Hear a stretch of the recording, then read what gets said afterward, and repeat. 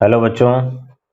आज का हमारा बेटा क्लास 12th में जो टॉपिक है वो सॉलिड स्टेट चैप्टर से कुछ टॉपिक छूटे हुए थे। सॉलिड स्टेट में पैकिंग एफिशिएंसी का टॉपिक करेंगे। ये न्यूमेरिकल्स में भी इम्पोर्टेंट पोर्शन है और कभी कभार थ्योरेटिकल पोर्शन में भी पूछा जाता है। मोस्टली तो न्यूमेरिकल्स में ही आता है। जब डेंसिटी से रिलेटेड न्यूमेरिकल्स एग्जाम में आते हैं तो उसी में पैकिंग एफिशिएंसी को भी इन्वॉल्व कर देता है। तो इसको समझना पड़ेगा कि क्या होती है पैकिंग एफिशिएंसी। सॉलिड स्टेट में बेटा आपको हमने कुछ इंपॉर्टेंट टॉपिक प्रोवाइड करने के लिए बोला था, जिसमें से हमने पैकिंग के वीडियोस अपलोड कर दिए हैं। 1D 2D 3D की पैकिंग आप पढ़ सकते हैं। ऑक्टाहेड्रल टेट्राहेड्रल वायर्स पढ़ सकते हैं, उनके बीच के रिलेशन को पढ़ सकते हैं। तो आज का टॉपिक हम लोग कर रहे हैं बेटा पैकिंग एफिशिएंसी। और अगर बेटा आप लाइव क्लास लेना चाहते हैं तो जूम ऐप पे आप हमसे जुड़ सकते हैं, लाइव क्लास ले सकते हैं। बहुत बेहतर चल रहा है क्लास, मतलब कोई डिस्टरबेंस नहीं होता। 1.5 घंटे की क्लास पर डे मिल रही है, तो बहुत सारे बच्चे जुड़े हुए हैं। आप भी जुड़ना चाहते हैं तो हमारे कॉन्टैक्ट नंबर पे मैसेज करके आप हमसे जुड़ सकते हैं। तो चलिए देखते हैं बेटा आज का टॉपिक क्या है, पैकिंग एफिशिएंसी। अब देखिए, नॉर्मली इसको समझते हैं कि सिंपल वे में समझते हैं कि पैकिंग का मतलब क्या होता है। जैसे आप देखते हैं कि कहीं आप बाहर जा रहे होते हैं तो कहते हैं पैकिंग कर रहे हैं। तो पैकिंग करने का मतलब क्या होता है कि एक बैग होता है हमारे पास, जो भी बैग होता है उसमें अपने सामानों को एक सिस्टमैटिक वे में अरेंज कर लेते हैं, उसी को क्या बोलते हैं, पैकिंग करना। और इफिशिएंसी का मतलब क्या होता है कि जो हमने पैकिंग करी है वो पैकिंग उस अवेलेबल स्पेस में से कितना मैक्सिमम स्पेस ऑक्युपाई कर ले रहा है, उसी को क्या बोलते हैं, इफिशिएंसी। ज्यादा इफिशिएंट पैकिंग, इसका मतलब जितना अवेलेबल स्पेस था उसका मैक्सिमम पोर्शन ऑक्युपाई हो गया। ज्यादा पोर्शन ऑक्युपाई हो गया तो इफिशिएंसी ज्यादा आएगी। कम पोर्शन ऑक्युपाई कर पाए, इफिशिएंसी कम आएगी। जैसे आप देखते हैं कि कोई सिस्टमैटिक वे में ना अरेंज करिए, सामानों को ऐसे ही भर दीजिए उसमें, तो क्या होगा, कम सामान आएगा, इफिशिएंसी क्या होगी, कम हो जाएगी। समझ गए ना। तो इसको समझते हैं, सिंपली समझते हैं कि पैकिंग इफिशिएंसी क्या होती है। मान लीजिए हमारे पास एक ऐसा बॉक्स होता, मान लीजिए अपना बैग है, मान लीजिए ये स्क्वायर शेप का एक ऐसा हमारे पास बैग है और इसमें हमें एक पार्टिकल्स रखने हैं। ये सपोज करिए पार्टिकल्स हैं, ये हमारे कॉन्स्टिट्यूएंट पार्टिकल्स हैं, या हम बोलें कि ये एटम्स हैं अपने पास, या इन्हीं को पार्टिकल्स बोल सकते हैं, आयंस बोल सकते हैं, जो भी होते हैं हमारे पास। मान लीजिए इनको हमें यहाँ अरेंज करना है। तो देखिए आप क्या करोगे, ऐसे ही तो रखोगे। ये देखो ऐसे पार्टिकल रखोगे, ये देखिए दूसरा पार्टिकल ऐसे रखोगे, ये देखिए नेक्स्ट पार्टिकल ऐसे रखोगे। ये हो गया। किसी न किसी फैशन में उनको अरेंज करोगे। मान लीजिए हमने ये फैशन चुना हुआ है अरेंज करने के लिए, तो हम इनको ऐसे पार्टिकल्स को रखते जा रहे हैं।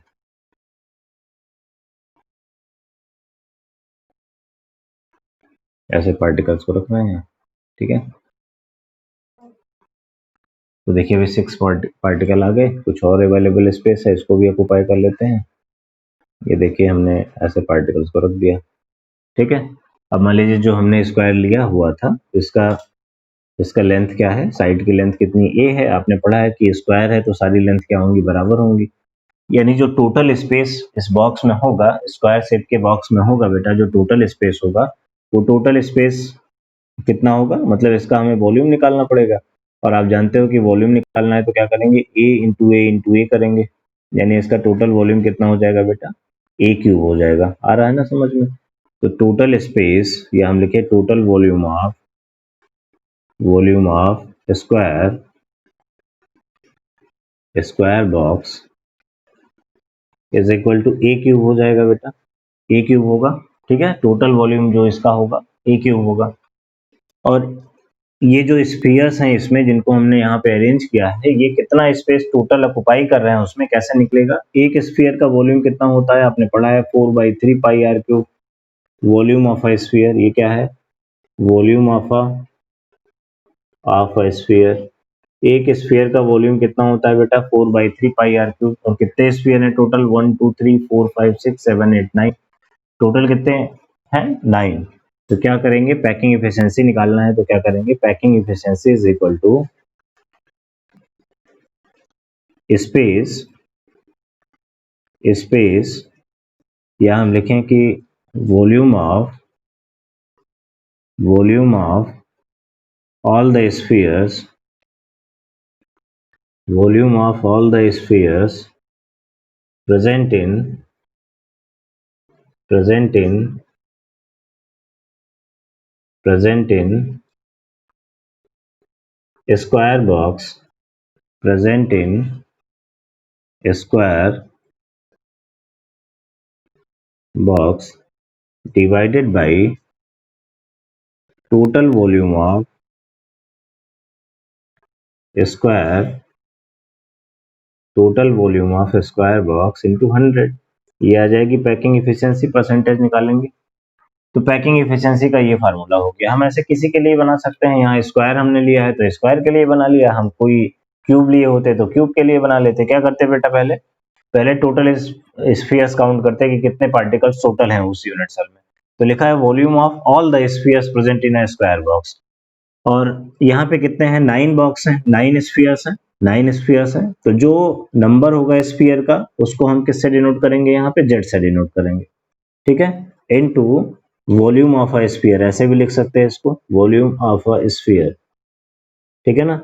मतलब कितने टोटल स्फीयर हैं, तो यहाँ पे तो 9 आ रहे हैं, आगे यूनिट सेल में जैसे आएंगे तो 9 हो गया। और वॉल्यूम ऑफ अ स्फीयर कितना हो गया बेटा, वॉल्यूम ऑफ अ स्फीयर अभी हमने बताया आपको कितना हो जाएगा, 4/3 पाई आर क्यूब अपान क्या हो गया, टोटल वॉल्यूम ऑफ स्क्वायर। तो वॉल्यूम स्क्वायर का कितना होता है, ए क्यूब, अभी बताया यहाँ पे ये लिखा हुआ है ए क्यूब इंटू 100। तो ये यहाँ पे इतना आ जाएगी इसकी पैकिंग एफिशिएंसी, समझ गए ना। ये तो हमने एक स्क्वायर में एक एग्जांपल बना के बताया आपको। अब इसी फार्मूले को हम जहां लगाना होगा उसके अकॉर्डिंग लिख लेंगे। एकदम जनरल वे में हमने आपको समझा दिया कि पैकिंग एफिशिएंसी क्या होती है, समझ गए बेटा। क्या हुआ, जितने यहाँ पे स्फीयर्स थे उन्होंने इस अवेलेबल स्पेस का कितना परसेंट ऑक्युपाई किया, वही क्या है, packing efficiency. Okay, total available space का कितना परसेंट हमने पार्टिकल रखने के बाद ऑक्युपाई कर लिया, वही क्या है बेटा, पैकिंग एफिशिएंसी। तो क्या हुआ, the percentage of total space, the percentage of total space occupied by total space occupied by the particles,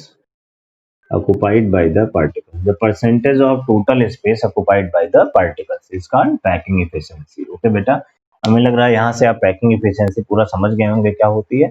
अब हमें डिफरेंट टाइप की यूनिट सेल्स में पैकिंग एफिशिएंसी कैलकुलेट करना है। तो हमें 3 टाइप की यूनिट सेल्स में कैलकुलेट करना होता है। एक तो एफसीसी में करना होता है, face centred cubic unit cell में।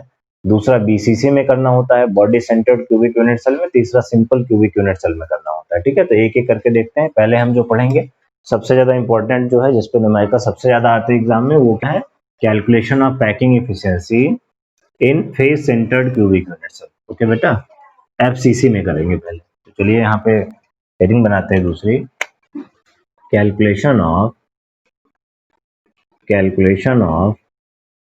पैकिंग एफिशिएंसी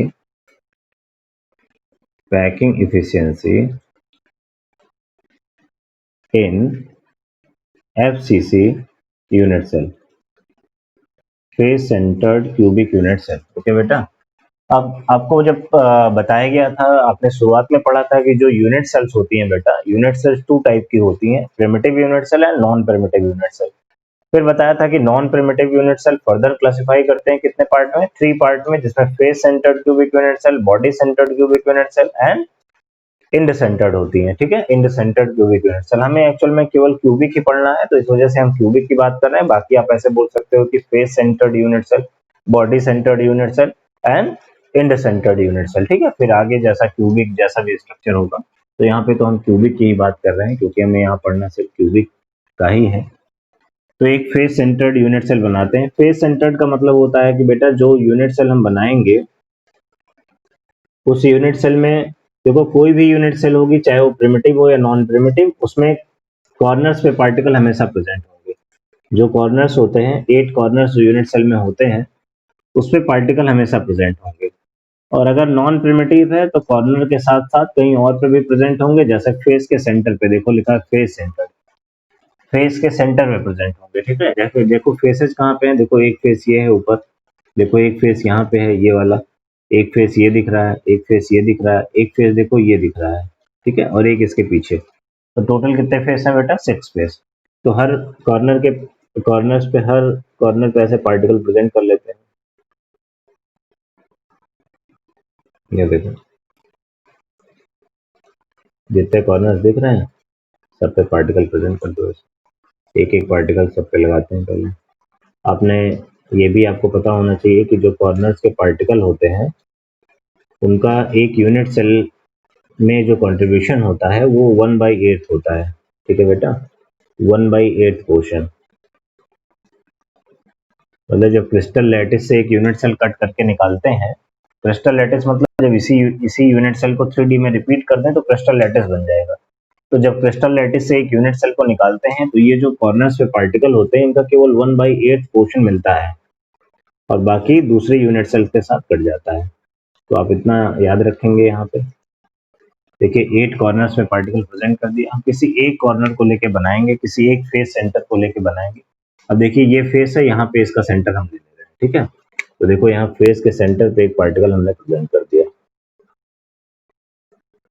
ये देखिए फेस का सेंटर था। क्योंकि बेटा आप कहीं भी ले सकते हो, यहाँ ले सकते हो, यहाँ ले सकते हो, यहाँ ले सकते हो, कहीं भी, लेकिन आप इस साइड में हम बनाएंगे। ऐसे ही आपकी बुक में बना हुआ है तो आपको वहां से मैच कराने में भी आसानी होगी। बाकी कोई दिक्कत नहीं, कहीं भी कर सकते हैं आप। देखो इसको हम ए नेम दे रहे हैं, इस पॉइंट को, इस पॉइंट को बी दे रहे हैं, इस पॉइंट को सी कह रहे हैं, इस पॉइंट को डी कह रहे हैं, इस पॉइंट को ई कह रहे हैं, इस पॉइंट को एफ कह रहे हैं, इसको जी कह रहे हैं और इसको एच कह रहे हैं। ठीक है, तो ये आपका ABCD हो गया, जहां भी आप देना चाहें ABCD, जिसको भी देना चाहें। ठीक है, ये देखिए जो फेस है, जो देखो ये फेस सेंटर था, तो इसी के इस पॉइंट से हमने इसको मिला दिया और इस वाले लाइन को, जो यहाँ से ए से सी को जो लाइन मिलाएगी, इसको हम बोलेंगे फेस डायगोनल। ठीक है, क्या बोलेंगे? Face diagonal. ठीक है, तो AC को क्या बोल रहे हैं बेटा? फेस डायगोनल बोल रहे हैं। और इसकी जो लेंथ है उसको B सपोज कर रहे हैं। AC is equal to B suppose कर रहे हैं बेटा। ठीक है, ये वाली AC की जो लेंथ है उसको B सपोज कर रहे हैं। और जो इस यूनिट सेल की, इस क्यूबिक यूनिट सेल की जो साइड की लेंथ है, जिसे इड्स लेंथ बोलते हैं, इड्स लेंथ को कितना सपोज कर रहे हैं? A सपोज कर रहे हैं। ठीक है, ओके। और एक स्फीयर का जो रेडियस है, स्फीयर का जो रेडियस है उसे स्मॉल r सपोज कर रहे हैं। स्फीयर का जो रेडियस है उसे स्मॉल r सपोज कर रहे हैं। ठीक है, इतनी बात ध्यान रखिएगा। तो यहाँ देखिए एक स्फीयर ये है, इसका रेडियस r हो गया। एक स्फीयर ये है, देखिए इसका रेडियस यहाँ से यहाँ तक r हो गया और यहाँ से यहाँ तक फिर रेडियस r हो गया और इस वाले स्फीयर का भी रेडियस r हो गया। तो टोटल आप यहाँ से AC की लेंथ को देखेंगे तो इसमें कितने r आ रहे हैं? 1 2 3 4। टोटल कितने r आ रहा है बेटा? 4r। तो B इज इक्वल टू क्या हो जाएगा बेटा? 4r। आ रहा है ना? देखो यहाँ पे B किसकी लेंथ है बेटा? AC की लेंथ है और AC में कितने r आ रहे हैं? 4 आ रहे हैं। ठीक है, ठीक है, इतना समझ गए होगे आप। अब देखिए यहाँ पे एक ट्रायंगल की बात कर रहे हैं। कह रहे हैं in triangle ABC, triangle ABC की बात कर रहे हैं। देखिए A यहाँ पे है, B यहाँ पे है, C यहाँ पे है। आपने पढ़ा है कि जो क्यूब में जो एंगल्स होते हैं वो कितने के होते हैं? 90 डिग्री के। तो देखिए एंगल B जो है 90 डिग्री का होगा। तो अगर इस ट्रायंगल में आप पाइथागोरस लगाएंगे तो वहां से क्या होगा? इस थ्योरम को लगाने के बाद यहाँ से एक बात आप लिख सकते हैं कि देखो AC square is equal to AB square plus BC square. इसमें कोई दिक्कत नहीं होगी बेटा। देखो ये एंगल 90 का है तो इसके सामने क्या आ रहा है? AC आ रहा है, तो हो जाएगा पाइथागोरस से AC square is equal to AB square plus BC square. और AB और BC क्या है बेटा? लेंथ है, साइड की लेंथ है। और ये कितनी सपोज की गई है? A। तो इसकी हम वैल्यू रख दें तो A की वैल्यू, AB की वैल्यू हो जाएगी A स्क्वायर और BC की वैल्यू भी कितनी है? A है, क्योंकि सब बराबर होती है तो A स्क्वायर। और AC कितना सपोज करा है बेटा हम लोगों ने? AC कितना सपोज करा है? देखो यहाँ पे B, तो यहाँ पे हो जाएगा B स्क्वायर। तो यहाँ से एक बात आ गई कि B square is equal to 2A square. यहाँ हम लिखें कि B इज इक्वल टू हो जाएगा √2 इंटू A। आ रहा है ना बेटा? B इज इक्वल टू क्या हो जाएगा? √2 इंटू A आ जाएगा। यहाँ से अभी B और A के बारे में बात आई और हमने पढ़ा है कि B इज इक्वल टू कितना होता है बेटा? 4R। तो R के टर्म में रखें तो हम लिख सकते हैं कि 4R is equal to √2 into A। या अगर हम A की वैल्यू निकालना चाहें तो A इज इक्वल टू क्या हो जाएगा? 4/√2 इंटू R। ये हो जाएगा 2√2 इंटू R। तो यहाँ से एक रिलेशन आ गया, A is equal to 2√2 into R। ठीक है, देखो ये तो अब सबको पता होगा कैसे लिखा है हमने। 2√2R हो जाएगा बेटा, इसमें कोई दिक्कत नहीं है किसी को। ठीक है, जैसे लिखा है 4/√2 इंटू R, तो इसको हम ऐसे लिख सकते हैं। 4 को हम लिख दें √2 into √2 into 2 upon √2 into R। तो देखो एक से एक कट जाएगा, कितना बचेगा? 2√2 इंटू R। ठीक है, तो किसी को कोई कंफ्यूजन नहीं रहना चाहिए कि कैसे आया, हमने इसलिए बता दिया, मान लीजिए किसी बच्चे को कोई कंफ्यूजन होता है। तो यहाँ से एक रिलेशन आ गया बेटा, a is equal to 2√2 into R. इसको यहाँ लिख लेते हैं, अब इसका फिर काम लगेगा, हमने ये रिलेशन निकाल लिया है, आ गया a is equal to 2 into √2 into R. Okay बेटा, इसको आप इसका स्क्रीनशॉट ऐसे ले लीजिए, फिर हम इसको हटाएंगे, आगे बढ़ेंगे, हम ये रिलेशन यहाँ पे नोट कर लिए, अभी आगे काम लगेगा। अभी आप देखोगे हमने ये क्यों किया था, ये भी बात समझ में आएगी। ओके बेटा, अब आगे चलते हैं। अब देखिए क्या होगा, अब देखिए यहाँ से हमने ये निकाल लिया। अब देखिए इसमें जो हमने यहाँ पे फिगर बनाया हुआ है, यहाँ से पैकिंग एफिशिएंसी का फार्मूला लगाते हैं। Packing efficiency is equal to क्या होता है बेटा, अभी बताया आपको, z into volume of a sphere, volume of a sphere. z क्या है बेटा, z क्या है, number of spheres in a unit cell, ठीक है, अपॉन टोटल वॉल्यूम ऑफ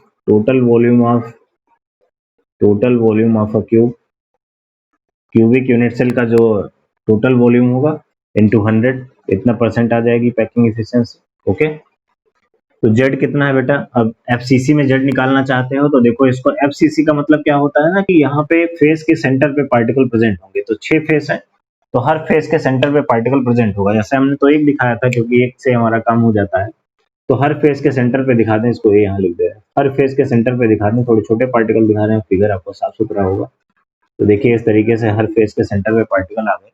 तो टोटल पार्टिकल कितने आए, देखिए 1 2 3 4 5 6, फेस के सेंटर पे कितने पार्टिकल हैं टोटल बेटा, फेस के सेंटर के सारे पार्टिकल्स को रेड कर लिया। तो टोटल कितने फेसेज होते हैं, 6, और हर फेस के सेंटर पे पार्टिकल है, तो टोटल कितने पार्टिकल आएंगे फेस पे, 6 पार्टिकल। और फेस पे जो पार्टिकल प्रेजेंट होते हैं, फेस सेंटर पे जो प्रेजेंट होते हैं, उनसे कितना पोर्शन मिलता है यूनिट सेल में, 1/2 पोर्शन का कंट्रीब्यूशन होता है।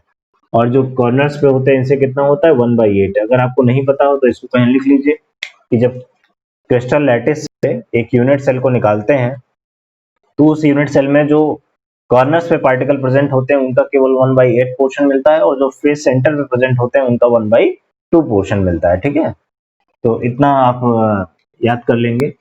तो अब देखिए जेड निकालना चाहते हैं, तो देखिए कॉर्नर्स पे कितने पार्टिकल प्रेजेंट है, 8 पार्टिकल है। कॉर्नर्स पे कितने, यहाँ पे पहले जेड निकाल लेते हैं, उसके बाद आगे बात करते हैं। कॉर्नर्स पे कितने पार्टिकल प्रेजेंट है, 8 कॉर्नर्स होते हैं, और उनका 1/8 पोर्शन मिलता है, तो हो जाएगा 8 इंटू 1/8। और फेसेस कितने हैं, 6, और उनका कितना पोर्शन मिलता है, 1/2 मिलता है, तो यहाँ से आ जाएगा 1 + 3, तो टोटल कितना आ जाएगा बेटा, 4। ओके, टोटल कितना आ गया, देखो यहाँ से 3 आ गया, तो टोटल कितने पार्टिकल आ गए बेटा, 4। ओके, तो यहाँ पे वैल्यू रख देते हैं जेड की। फेस सेंटर के लिए कितना आ जाएगा, 4, और वॉल्यूम ऑफ अ स्फीयर कितना होता है, 4/3 पाई आर क्यूब, ये तो सबको बताया है अभी हमने। और total volume of a cube का वॉल्यूम कितना होगा, ए क्यूब, क्यूब का वॉल्यूम कितना होता है, ए इंटू ए इंटू ए, तो ए क्यूब हो जाएगा इंटू 100, ये पैकिंग एफिशिएंसी का परसेंटेज आ जाएगा। ओके, अब देखो यहाँ पे ऊपर आर है और नीचे ए है, तो चाहे तो हम ए को आर के टर्म में रिप्लेस करें, चाहे आर को ए के टर्म में रिप्लेस करें, जिससे ये दोनों कैंसिल आउट हो जाए। तो देखो यही रिलेशन हमने इसलिए डेवलप करा था। तो ए की वैल्यू को क्या करते हैं, आर के टर्म में रख देते हैं, तो यहाँ पे आ जाएगा बेटा 4 इंटू, यहाँ पे 4 का मल्टीप्लाई कर दो, कितना हो जाएगा 16/3 पाई आर क्यूब, और इसकी वैल्यू रख देते हैं, ए क्यूब की कितना हो जाएगा 2√2 इंटू आर क्यूब। ओके बेटा, 100 से मल्टीप्लाई, इतना परसेंट आएगा। तो ऊपर हो गया 16 पाई आर क्यूब, नीचे हो गया 3 इंटू, इसका मल्टीप्लाई करोगे, 2 2 4, 2 8, 8 2 16, ये आ जाएगा 16√2 into R, √2 into R cube, √2 into R cube into 100। Okay बेटा, कितना परसेंट आएगा पैकिंग एफिशिएंसी। ठीक है, अब देखो यहाँ से क्या क्या कैंसिल आउट हो रहा है, देखो 16 से 16 चला जाएगा, आर क्यूब से आर क्यूब, देखो आर क्यूब से आर क्यूब कट गया जब हमने ए और आर को एक टर्म में कर लिया। ठीक है, अब ऊपर बचा यहाँ पे, इधर लिखें, ऊपर यहाँ पे बचा हुआ है बेटा, ये आ रहा है पाई, और नीचे आ रहा है 3 इंटू √2 इंटू 100। ओके, ये आ गया पैकिंग एफिशिएंसी। अब पाई की वैल्यू रख दो, पाई की वैल्यू रखो, और √2 की वैल्यू रखो, और इसको डिवाइड करोगे तो ये आ जाएगा आपका 74%। तो यहाँ से आ गया आपका packing efficiency is equal to 74%। Okay बेटा, आप एक बार अपने इत्मीनान के लिए इसको सॉल्व करके देख लीजिएगा, बाकी आपको पता हो जाना चाहिए कि ये कितना आ जाएगा बेटा 74%। तो आप देख रहे हैं कि packing efficiency FCC unit cell में, FCC face centred cubic unit cell में 74% आएगी। समझ गए बेटा ना? पहले क्या किया, एक फेस के सेंटर पे ऐसे पार्टिकल को दिखा के फेस डायगोनल को मिलाया और यहाँ पे जो राइट एंगल ट्रायंगल आ रहा था उसी के रिलेशन को यूज करके ए और आर के बीच में रिलेशन निकाल लिया। तभी आपने देखा था कि वहां पे एक रिलेशन आ गया a is equal to 2√2 into r, ठीक है। और उसी रिलेशन को यूज करके फिर पैकिंग इफिशियंसी का फार्मूला लगाया। फार्मूला क्या था, जेड। जेड क्या था, number of constituent particles in a unit cell into volume of a sphere. जितने स्फीयर प्रेजेंट होंगे उनमें से एक स्फीयर का वॉल्यूम और कितने स्फीयर प्रेजेंट है उसके number upon total volume of a cubic unit cell into 100। जो भी रहेगी यूनिट सेल, क्यूबिक है तो क्यूबिक रखेंगे इनटू 100। तो देखो यहाँ पे जेड कितना आया, फेस सेंटर में 4 और स्फीयर वॉल्यूम का कितना आया 4/3 पाई आर क्यूब, और ए क्यूब इसका स्फीयर, इसका क्यूब का वॉल्यूम रख दिया और एक वार के टर्म में 2√2 इंटू आर जो रिलेशन निकाला था उसको रख के सॉल्व किया, 74% पैकिंग एफिशिएंसी आ गई। अब समझ गए होंगे बेटा, बेहद आसान है, थोड़ा सा कैलकुलेशन होता है बस, बाकी बेहद आसान है। तो ये हो गया आपका एफसीसी में। अब अगला जो वीडियो होगा वो बीसीसी के लिए और सिंपल क्यूबिक यूनिट सेल के लिए होगा, दोनों को एक साथ देंगे, ठीक है। तो अगला वीडियो आपको कल मिल जाएगा जिसमें body centred cubic unit cell के लिए और सिंपल क्यूबिक यूनिट सेल की पैकिंग एफिशिएंसी को कैलकुलेट करने का तरीका बताया होगा गया होगा। और एक चैप्टर बेटा 12th क्लास में और चल रहा है, हेलोएल्कीन और हेलोएरीन, हेलोएल्केन्स एंड हेलोएरीन्स। वहां जाके उसके वीडियोस आ गए हैं, हमने यूट्यूब पे अपलोड कर दिया है, तो वहां से जाके उसको देखते रहिए। ऑर्गेनिक केमिस्ट्री का फर्स्ट चैप्टर है, मोस्ट इंपॉर्टेंट चैप्टर है, पढ़ते रहिए। धीरे धीरे करके आपको सॉलिड के जो छूटे हुए वीडियो वो भी मिल जाएंगे। ओके बेटा, थैंक यू।